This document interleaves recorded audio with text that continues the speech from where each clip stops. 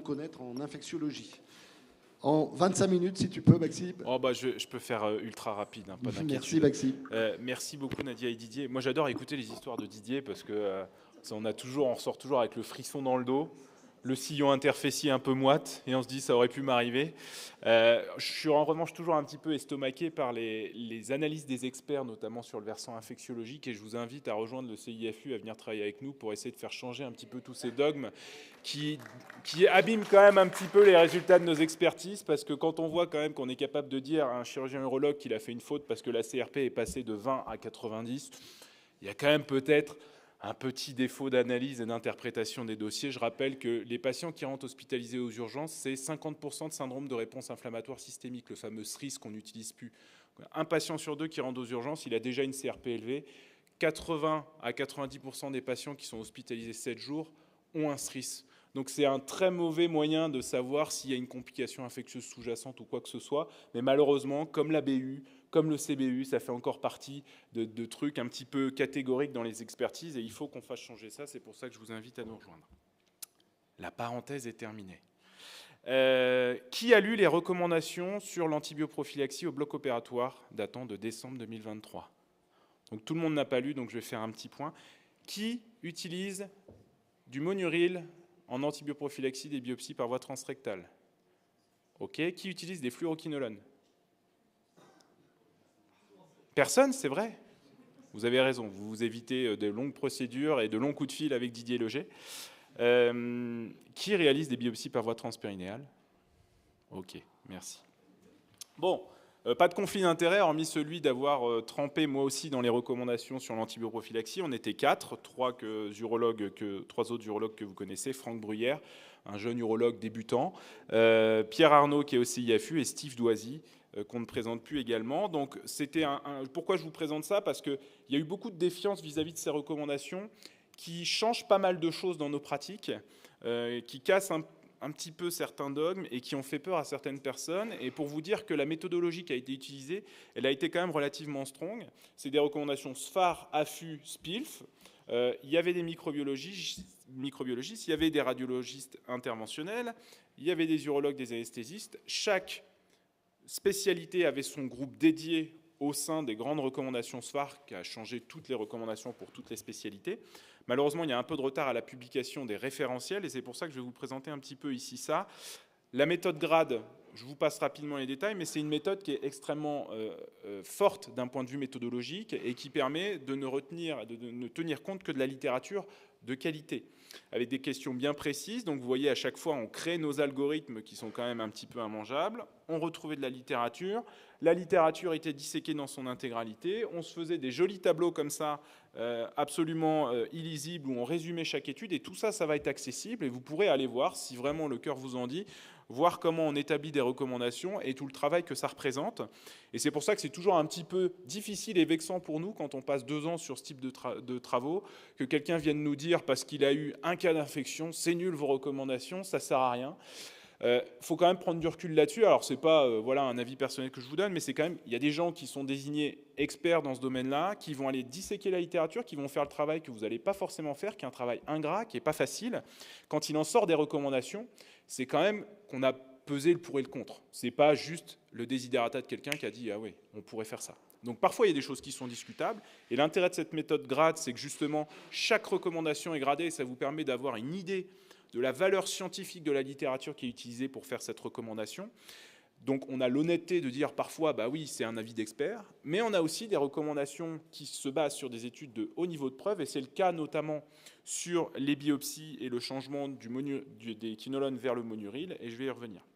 Alors vous voyez comme ça, on établit des niveaux de preuve à chaque fois, et puis une fois qu'on a établi les niveaux de preuve, toutes les recommandations sont resoumises au groupe de manière anonyme, et chaque membre du groupe expert va grader, donner une note à cette recommandation, dire je suis hyper d'accord, je sais pas trop, ou je sais pas, ou je suis opposé, et en fonction de ça, eh ben, on va repasser éventuellement les recommandations qui sont litigieuses. Donc c'est vraiment un gros travail, et j'espère, pour lequel vous pouvez faire un petit peu confiance, mais je suis tout à fait disposé à en discuter avec vous si besoin. Alors, on a fait changer cet encart qui était dans les recommandations SFAR 2017, qui est important puisque, vous voyez, il y avait ça qui nous mettait en difficulté. Alors, je ne sais pas si le pointeur marche. Bon, on disait, en 2017, la chirurgie urologique se pratique sur des urines soit infectées et traitées, ce qui déjà est une mauvaise terminologie, soit sur des urines stériles. Ça, c'est terminé parce que ça nous mettait effectivement en difficulté. La chirurgie urologique, je vous rappelle que la circoncision ou la chirurgie scrotale fait partie de la chirurgie urologique.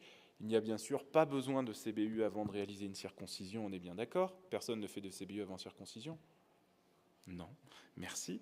Donc ça, on l'a fait disparaître en mettant cet encart, en précisant bien que ces recommandations ne portaient que sur l'antibioprophylaxie au bloc opératoire, et que tout ce qui était avant, la gestion de la colonisation urinaire, ne faisait pas partie de ces recommandations et que c'était une problématique différente sur laquelle on a pour projet, effectivement, avec le CIFU, de travailler, d'émettre des recommandations avec une littérature qui est encore pauvre, donc c'est la difficulté. Et il y a aussi un point important qu'on a souligné tout en bas, c'est que dès lors que vous êtes au bloc opératoire, que l'antibioprophylaxie est recommandée, vous la réalisez, qu'il y ait eu le traitement ou non d'une colonisation préopératoire. D'accord ? Pendant longtemps, on nous a dit, est-ce qu'on fait si l'antibiotique est le même que celui utilisé au bloc? On ne sait pas si le spectre est différent. Là, c'est simple. C'est pour des raisons de PKPD, de pharmacocinétique notamment, c'est-à-dire que si vous voulez avoir le pic plasmatique et tissulaire, on va dire dans les 30 minutes au moment de l'incision, finalement, vous avez besoin de refaire une injection, même si vous avez traité une colonisation préopératoire. Donc ça simplifie grandement les pratiques aussi, et ça aide aussi notamment les urologues qui nous défendent, et je pense à Didier en premier lieu. Ce tableau, vous allez voir, il est assez simple. C'est globalement céphazoline pour tout le monde. Petite spécificité sur la cystectomie, on va y revenir. L'augmentin disparaît des recommandations. Vous savez que dès qu'il y avait de la chirurgie prothétique, c'était augmentin. Les bandelettes sous-urétrales, la promonto, le sphincter, l'implant pénien, c'était augmentin. On est passé à céphazoline. Et en cas d'allergie, gentamicine, plus cas spécifique de la cystectomie, gentamicine plus métronidazole pour couvrir les anaérobies. D'accord ? Donc c'est assez facile, elles sont encore plus faciles que les précédentes, la seule chose c'est qu'il y a quand même quelques petites modifications. Donc je ne vous ai pas retracé toutes les recommandations qui sont accessibles sur le site de l'ASFAR et un jour je pense de l'AFU, mais je vous ai mis les gros changements. Première chose, c'est que toutes les chirurgies de désobstruction prostatique, qu'on soit en technique standard, mini-invasive ou ce que vous voulez, on a mis la même chose pour tout le monde pour simplifier. Dans la mesure où pour tout ce qui est technologie mini-invasive, Urolift, Rezoom, ce que vous voulez, on n'a pas de données de la littérature, on a considéré que c'était un geste de désobstruction prostatique standard et on a gardé la céphazoline pour plus de cohérence. Prostatectomie, pas de changement, toujours pas d'antibioprophylaxie. Attention, les biopsies de la prostate, oui, gros changement, les quinolones disparaissent au profit du monuril. Pourquoi les quinolones disparaissent? Ce n'est pas juste, y a un intérêt scientifique, et ça je vais y revenir, mais il y a aussi des raisons légales. Il y a, pas forcément dans notre pays, mais dans certains pays, des associations de patients qui se sont créées liées à tous les effets délétères des quinolones. Vous savez peut-être qu'il y a des douleurs chroniques qui peuvent s'installer avec l'usage des quinolones, tendineuses, musculaires. Il y a aussi des complications graves, notamment d'origine vasculaire. Tout ça a amené en 2019 l'Agence médicale européenne à recommander de ne plus utiliser les quinolones en antibioprophylaxie. C'est désormais interdit. Quand vous faites ça, vous êtes hors la loi européenne, mais aussi française, puisque l'ANSM a emboîté le pas et met à disposition des médecins, quels qu'ils soient, régulièrement des messages de prévention pour l'usage des fluoroquinolones. Et là encore, en France, en antibioprophylaxie, les quinolones sont interdites. Donc vraiment, faites attention à ça, parce que ces complications, elles sont sournoises notamment, puisque ça part d'études de modèles murins initialement, où on a démontré que chez des souris, je vous rappelle, les quinolones, pourquoi ça donne des douleurs articulaires, musculaires ou ce que vous voulez, c'est que ça agit sur les myofibroblastes. Les myofibroblastes, on en a dans la paroi vasculaire. Et ça a été démontré sur des modèles murins que les souris avaient plus de risque d'anévrisme ou de dissection aortique lorsqu'on utilisait des quinolones. Et donc, fort de cette expérience animale, il y a une étude parue dans le JAMA qui s'est intéressée sur une grosse base de données américaine de vétérans comme ils sont capables d'avoir, de voir si tous les gens qui avaient des prescriptions de fluoroquinolone, quels étaient les outcomes dans les 90 jours. Et on s'est rendu compte que dans les 90 jours, il y avait des patients qui faisaient des événements vasculaires extrêmement graves, à titre de dissection, d'anévrisme, avec nécessité de prise en charge chirurgicale complexe. Et à partir de là, c'est ce qui a amené au warning de l'Agence médicale européenne et française. C'est extrêmement sournois parce que quel urologue qui prescrit des fluoroquinolones va aller s'intéresser aux éventuelles complications vasculaires qui vont survenir dans les 90 jours suivant sa prescription? Personne, moi le premier. Et assez peu de médecins vont faire le lien en disant s'il rentre aux urgences cardiologiques pour un anévrisme, personne ne va se dire « Ah, est-ce qu'il a reçu des quinolones dans les 90 jours ?» Donc c'est très sournois, mais gardez ça à l'esprit, et notamment, quinolones pour le plus de 65 ans, vasculaire, hypertendu, valvulopathe, en théorie, on n'a pas le droit. C'est ce qui est mis dans les recommandations à NSM. C'est nos patients, ça. 65 ans, hypertendu, valvulaire, c'est nos patients. Donc comment on fait? Donc là, clairement, l'antibioprophylaxie, il faut la faire disparaître. Le traitement, si les fluoroquinolones sont nécessaires, oui. Lorsque vous avez une alternative, vous faites toujours autrement.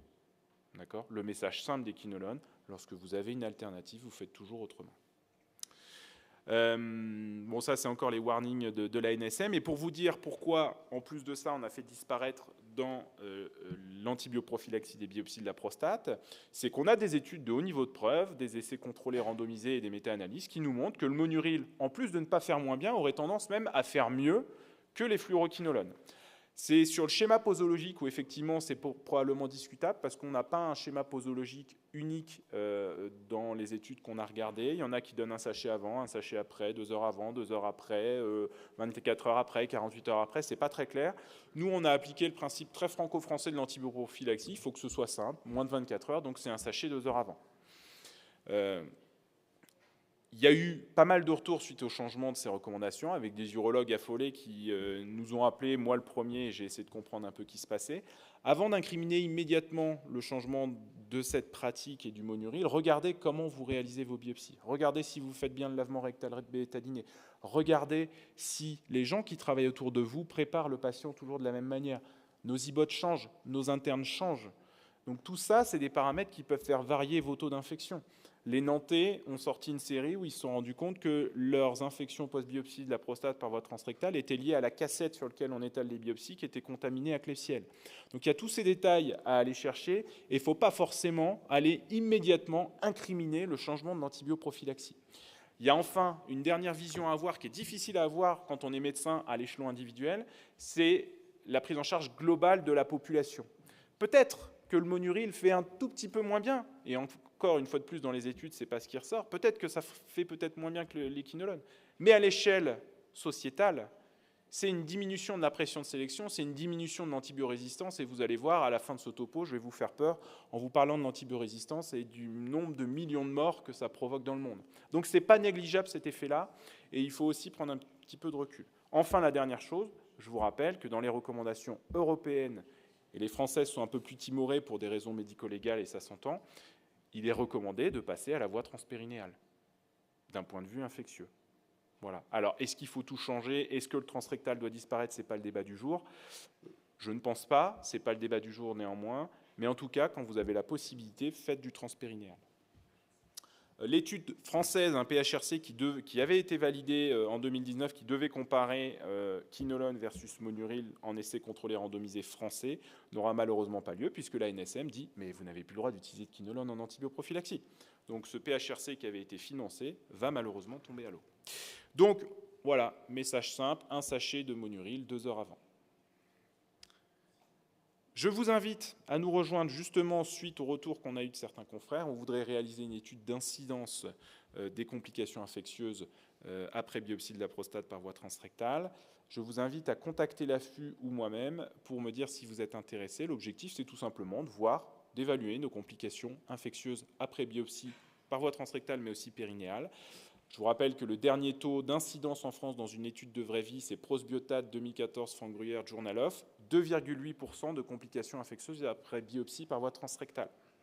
L'objectif de cette étude, ce sera de voir si on est à un taux stable après le changement des pratiques, puis de voir aussi, depuis l'introduction de la voie transpérinéale, s'il y a des modifications. Donc si vous voulez participer, n'hésitez pas à nous rejoindre, ce sera avec grand plaisir. Grosse nouveauté, résection transurétrale de vessie, disparition de l'antibioprophylaxie au bloc opératoire, d'accord ? Changement majeur de pratique, ça a été démontré dans une belle étude de Catherine Bosch qui est parue dans le Journal of Urology, qui montre effectivement que vous fassiez une antibioprophylaxie ou pas, vous n'avez pas de modification sur vos complications infectieuses. Et ça rejoint notre pratique clinique. On est tous d'accord, les patients qui s'infectent après RTUV, c'est lesquels? C'est ceux qui ont des caillottes en chambre, ceux qui caillotent, ceux qui font une complication plutôt hémorragique. La résection qui se passe bien, on est tranquille. Donc il y a un vrai rationnel derrière. Et pourquoi j'ai mis vers une rupture? C'est qu'on a eu cette année un PHRC national qui a été accepté, que j'avais proposé, sur ECBU versus pas de CBU avant RTUV, donc la gestion de la colonisation. On a eu un beau budget pour essayer de répondre à cette question.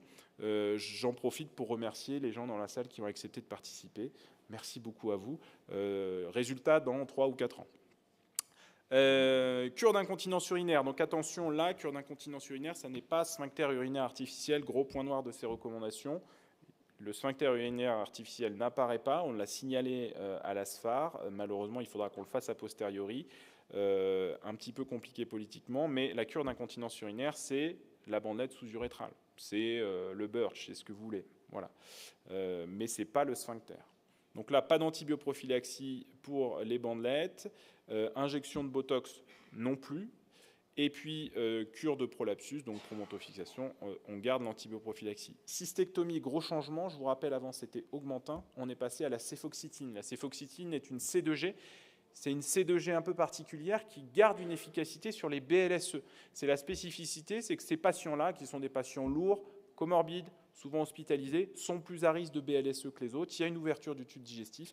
L'objectif est de couvrir les BLSE.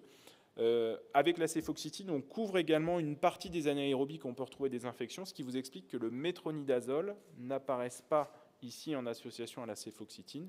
Et c'est pour ça qu'en cas d'allergie au bêta-lactamine, vous associez gentamicine plus métronidazole, seul cas. Gros changement à bien retenir, et c'est essentiellement pour cette raison. Si vous avez des questions, surtout, vous me coupez. Implant pénien, céphazoline, je vous rappelle, ancienne recommandation augmentin, on est passé à la céphazoline.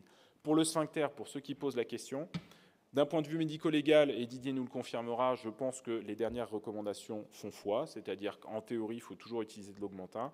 Nous, le souhait, eu égard de la littérature qui est assez faible, et pour être en accord avec tout le reste, ça serait probablement de la céphazoline, mais à l'heure actuelle, le seul document opposable, ça reste les anciennes recommandations qui disaient augmentin.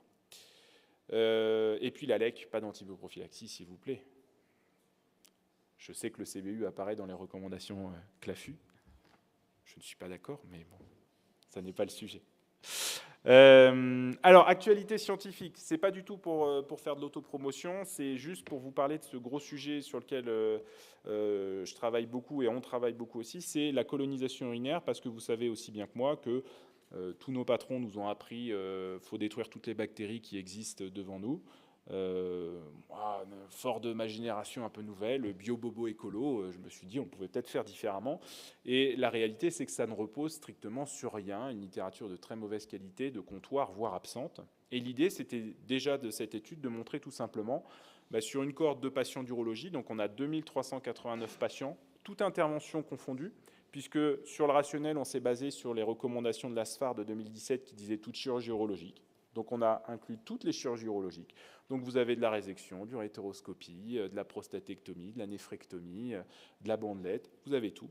Ce qu'il en ressort en globalité, c'est que l'antécédent infectieux dans l'année est un facteur de risque, que le CBU préopératoire monomicrobien est un facteur de risque, le bimicrobien est un facteur de risque, enfin un facteur associé puisque c'est de l'étude rétrospective, petite subtilité statistique, et le polymicrobien est également un facteur associé aux infections post-opératoires.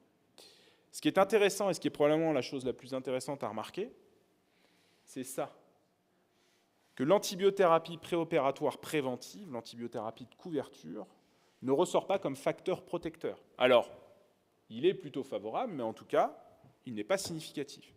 Ça veut dire quoi en pratique? Certes, quand vous avez dans des chirurgies, il faut être logique, des chirurgies au contact de l'urine, un ECBU positif, ça doit vous alerter. Oui, vous avez un patient qui a un risque infectieux probablement augmenté en post-opératoire. Néanmoins, ça ne veut pas dire que votre antibiothérapie va prévenir ces complications infectieuses. C'est un petit peu déroutant, mais c'est extrêmement important pour le futur. Ça veut dire à la fois probablement qu'il y a des chirurgies où le CBU n'est pas un facteur de risque et où il ne faut pas traiter. Probablement que certaines chirurgies, le CBU est un facteur de risque et il faut traiter. Et enfin, probablement que le CBU est un facteur de risque dans certaines chirurgies et que le traitement n'a aucun intérêt. En tout cas, le traitement antibiotique. Et il y a tous les autres versants sur lesquels il faut jouer. On en parle souvent dans l'urétéroscopie, c'est un très bon exemple, c'est maintenir une normothermie chez son patient, une normoglycémie, une durée opératoire courte. Et tous ces facteurs-là, il faut les prendre en considération. Alors là, cette étude, elle était volontairement très généraliste, mais il faut garder en tête que le CBU n'est pas responsable de toutes vos complications infectieuses. D'accord ? Donc vraiment, sortez de ce dogme-là et sortez de l'idée aussi de vous dire que parce que vous allez mettre dans des antibiotiques, vous allez faire mieux. Et je vais même vous dire à la fin de ce topo, d'ici quelques minutes, rassurez-vous, que c'est même le contraire, que les antibiotiques, ça tue. Alors ça, c'est une étude qu'on a faite de manière plus spécifique sur les néphrectomies totales et partielles. Je vous la fais courte. Le CBU préopératoire positif, qu'il soit traité ou non, ne ressortait pas comme un facteur associé aux complications infectieuses dans la chirurgie rénale. En ce qui me concerne à Poitiers, j'ai fait disparaître le CBU avant chirurgie rénale totale ou partielle. D'accord ? L'objectif des recommandations qu'on va écrire prochainement avec le CIFU, ce sera effectivement de l'acter, les recommandations courtes. On l'a fait pour le CBU avant biopsie de la prostate, donc on va le faire pour les néphrectomies totales et partielles. On attend juste une confirmation, j'ai déjà la confirmation, mais ça n'est pas publié, de l'étude UroCCR qui est sortie sur cette thématique-là et qui est portée par Franck Brouillard, à laquelle on a participé également. Prostuc, même idée. Est-ce que le CBU avant prostatectomie radicale est un facteur associé aux complications infectieuses? La réponse est non. Donc, probable future recommandation du CIFU, pas d'intérêt au dépistage de la colonisation urinaire avant prostatectomie radicale.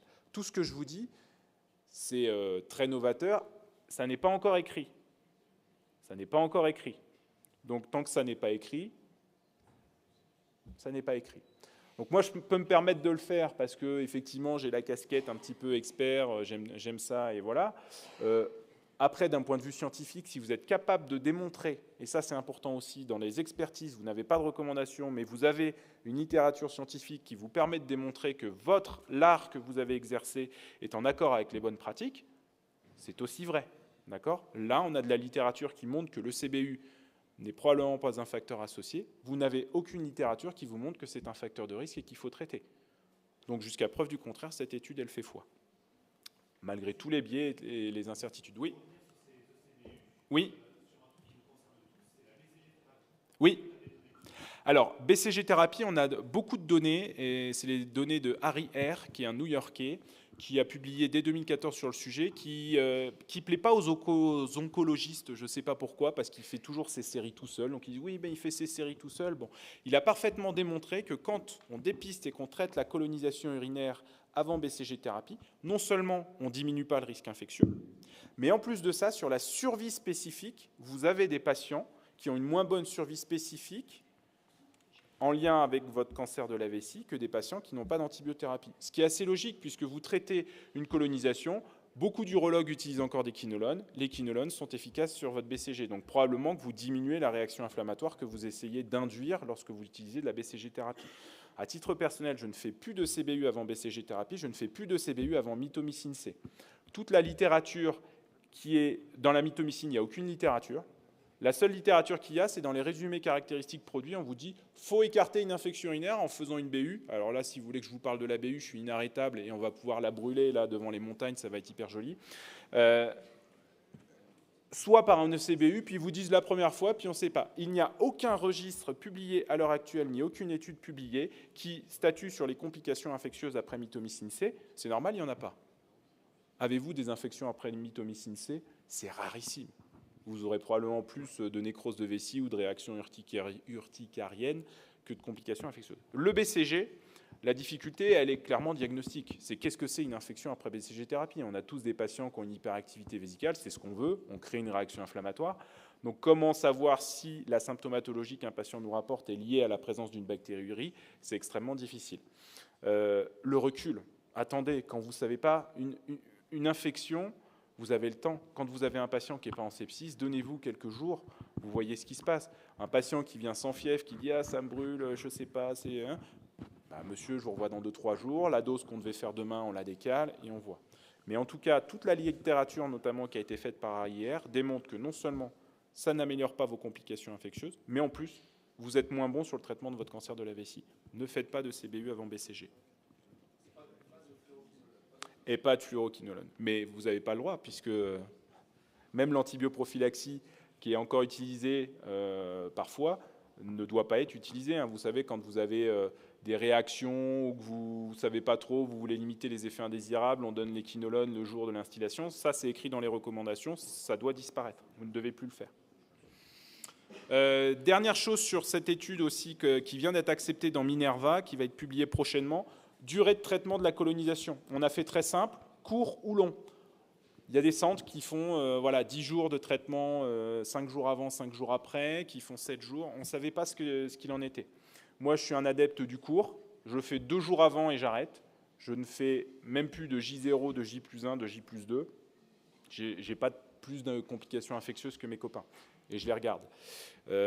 Après, c'est des travaux qu'on doit publier et on doit avancer. Mais en tout cas, dans cette étude, on a regardé le moins de 5 jours, le plus de 5 jours. Sur l'ensemble de notre cohorte, il n'y avait pas d'influence entre le traitement court ou traitement long. Et le message important que je vais vous faire passer, c'est vos colonisations, si vous les traitez courtes. Aucun intérêt à faire plus de 5 jours. Le seul cas où ça pourrait se discuter, c'est peut-être, et c'est là où il faut faire des études, la problématique, c'est qu'on fait du généraliste alors qu'il faudrait aller voir chaque intervention bien spécifique. On a par exemple des données sur la néphrolithotomie percutanée où probablement une antibioprophylaxie de 5-7 jours dans certaines études diminue les complications infectieuses. Mais on est dans un cas bien spécifique. Donc là, moi, je vous donne des recommandations généralistes puisqu'il n'y avait rien. Après, il y a des interventions et il faut le démontrer dans le cadre d'essais contrôlés randomisés. On a juste 30 ans de retard sur la cancérologie, c'est tout. Donc on est en train de le rattraper. Mais il faut ces études pour pouvoir dire, là, dans telle intervention, là, il faut peut-être faire plus. Donc ça, c'est les futures recommandations que j'espère qu'on sortira à l'avenir. Pas de CBU chez l'immunodéprimé, c'est un texte, une recommandation courte écrite par Constance Legout qui va sortir, là on vient de finaliser le papier, il va être publié prochainement, enfin il va être publié, il va être soumis, on verra après. Et recommandations sur la colonisation, c'est un des objectifs de ma mandature. C'est un gros travail parce que la littérature est pauvre, mais qui nous permettrait d'avoir un référentiel pour les collègues. Je vais finir rapidement par vous faire peur, cette étude qui est parue il y a 4 jours dans le Lancet, un petit journal local, qui a évalué un petit peu l'impact de l'antibiorésistance sur la mortalité dans le monde. Alors je vais vous donner des chiffres qui font un peu froid dans le dos. Ce qui est déjà intéressant de remarquer, c'est que vous voyez entre ça, c'est les morts liées, attribuées ou liées. Alors il y a 2 catégories. Soit directement lié à l'antibiorésistance. J'ai une infection à une bactérie multirésistante, je meurs parce qu'on ne peut pas me traiter.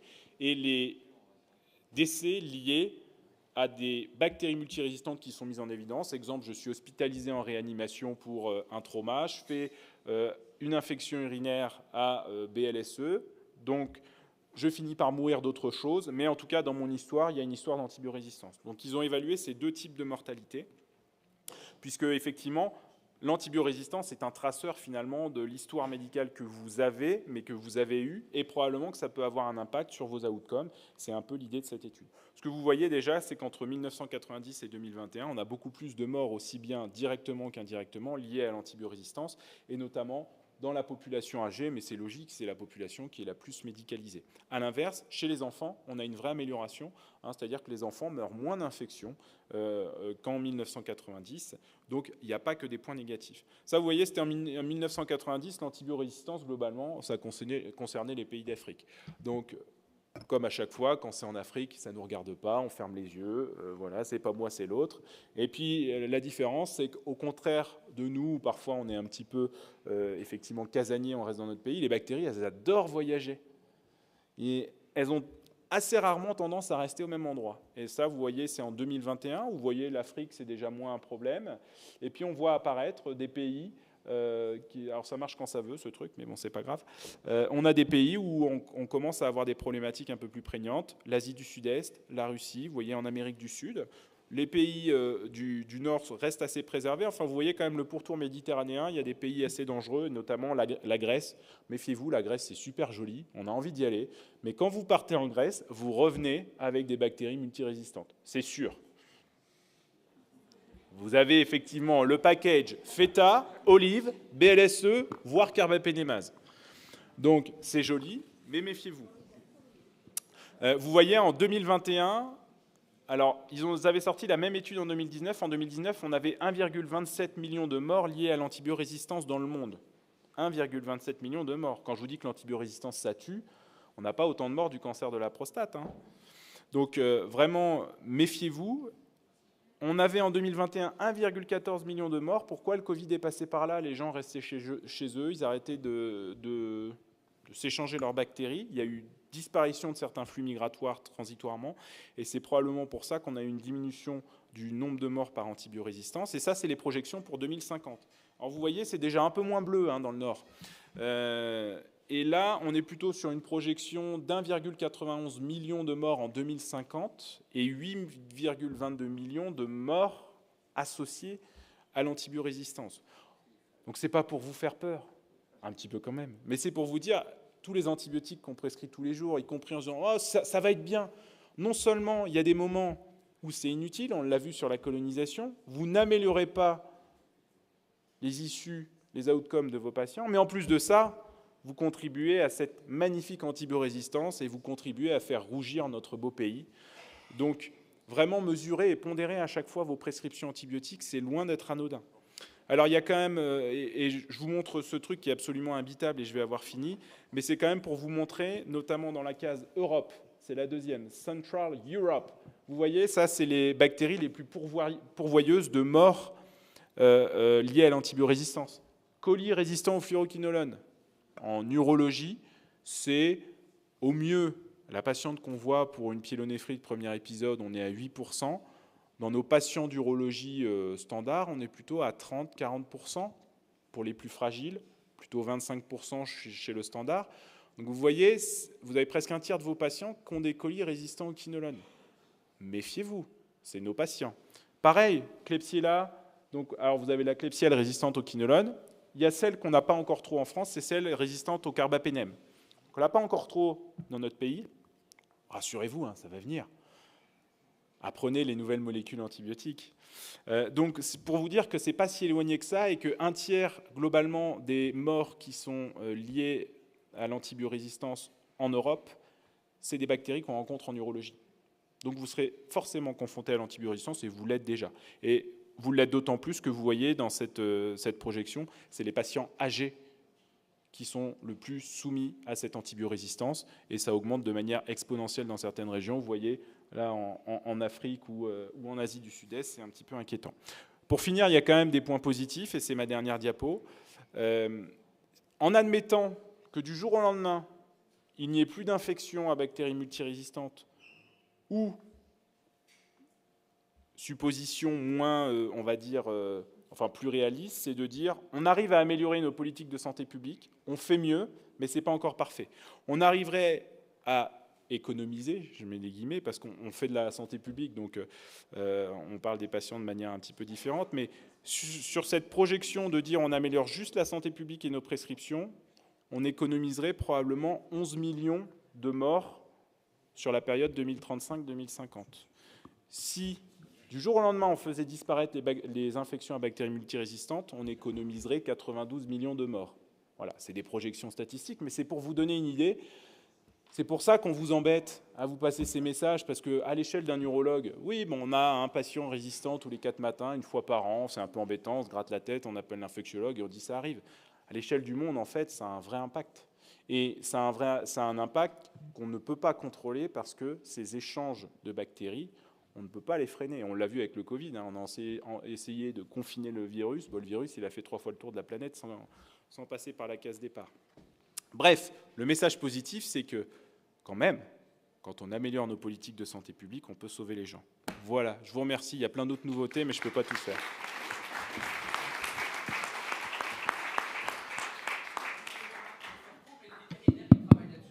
Alors, il y a un gros travail des pouvoirs publics, hein, il faut dire, on dit toujours les hommes politiques font mal, il y a quand même des travaux qui sont faits là-dessus. Les prescriptions antibiotiques vétérinaires étaient autrefois bien plus importantes dans notre pays et dépassaient la prescription humaine. Là, à l'heure actuelle, on est à 700 tonnes, dans le rapport 2018 de l'ANSM, on est à 700 tonnes de prescriptions antibiotiques en médecine humaine versus 400 tonnes en médecine vétérinaire. Donc il y a vraiment une diminution. Et le plus rassurant, c'est qu'on voit sur le suivi de l'incidence de l'antibiorésistance que quand on diminue les prescriptions antibiotiques, on diminue l'antibiorésistance. Donc ça n'est pas irréversible et heureusement. Et notamment les quinolones qui ont disparu, enfin pas disparu, mais en tout cas bien baissé en médecine vétérinaire, on a quasiment des taux de résistance bien plus faibles. Et ça, c'est le concept du One Health. Après, il y a un intérêt à faire ça. Oui, on diminue l'antibiorésistance, mais le bœuf, vous le mangez. Donc, quand vous mangez du bœuf, vous mangez les bactéries résistantes qui vont avec. Le bœuf, il fait sa bouse de vache, il fait son pipi, ça va dans les rivières, ça va dans la terre. Quand vous mangez des légumes, vous mangez des bactéries multirésistantes. Donc, il y a un intérêt aussi global. Ok, merci Maxime. Allez, une question, la dernière des dernières, parce qu'on a déjà 3 quarts d'heure de... Vous parliez du coup de limiter les fluoroquinolones. Typiquement, on a un patient qu'on doit mettre sous antibio, je ne sais pas pour quelle raison. On a le choix entre fluoroquinolone ou une bactérie IV large spectre, je ne sais pas, C3G ou même au pire des PNM. Du coup, on fait quoi? Qu'est-ce qui est mieux? C'est une bonne question.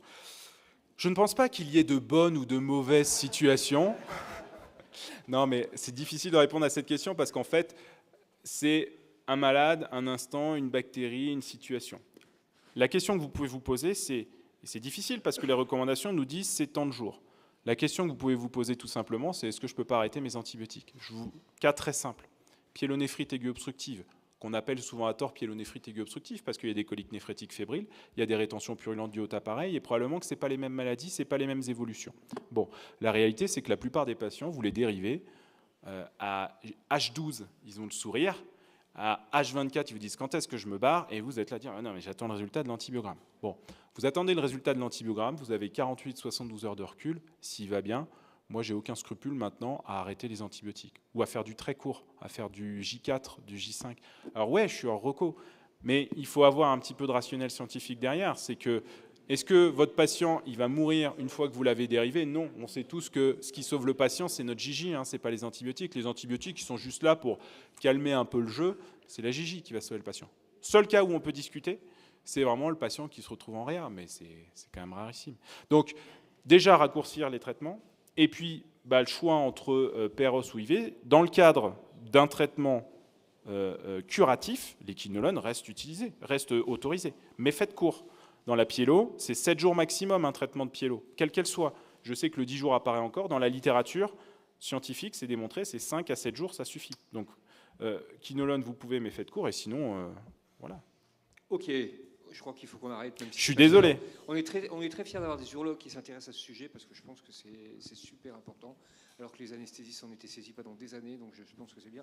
Moi, il y a un sujet, mais je rebondis pour une autre année, je pensais la place des phages aussi dans les infections multirésistantes. On en parle assez peu, tu nous en as pas parlé. Je pense que ça fait un joli sujet pour l'année prochaine, ça. Allez. On enchaîne avec le symposium MSD.